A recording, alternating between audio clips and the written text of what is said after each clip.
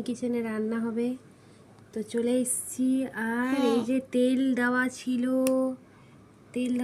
এবার তেলটাকে আমি বসিয়ে নিলাম উনানের মধ্যে। মা কতটা তেল পড়ে গেছে আমার মিনি কিচেনে। যাই হোক, এইভাবে থালাটা রাখি।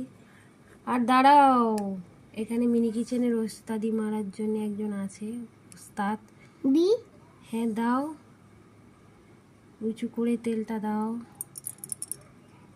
বেশি, অনেকটা তেল পড়ে গেছে, আর তেল দেওয়া যাবে না। তেল শেষ হয়ে যাচ্ছে, তেল কি দেব? তুমি তো ফেলে দিলে সব তেলটা।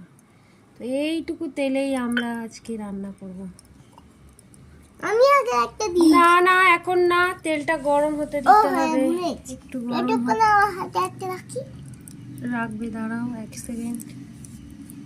এখন না, যখন বলবো তখন। তেলটা ধোঁয়া ধোঁয়া হয়ে যায়, তারপরে।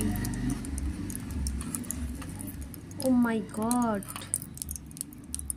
নড়ে চড়ে যাচ্ছে তো বেশি জোরে। ওরে বাবা, আচ্ছা দাঁড়াও, আস্তে আস্তে দেখি। ওই বাসন ধরার এটা দাও, ছোট্ট কাপড়টা দাও। ছোট করার থেকেও বড় হয়ে গেছে কাপড়। ও মাই গড, এ কি হচ্ছে? আসলেই ছোট ছোট কিচেনে রান্না করা অনেকটাই এ ব্যাপার। দাও, এবার দাও। গরম হয়ে গেছে তেলটা। না, এখনো অতটাও গরম হয়নি, এখনো দেরি আছে গরম হতে, এখনো গরম হয়নি।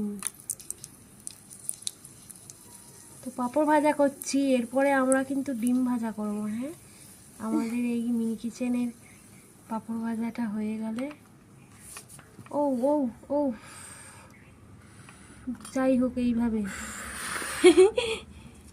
এবার দাও।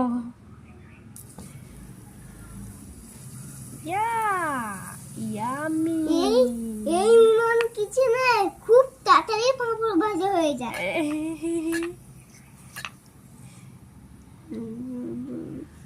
কিন্তু কমে এলো।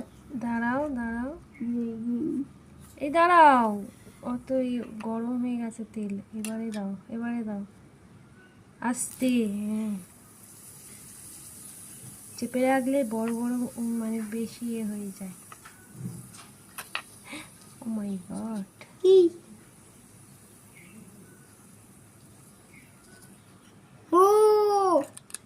দাও। আর এই যে দেখো, আমাদের মিনি কিচেনের পাঁপড় ভাজা, পাঁপড়টা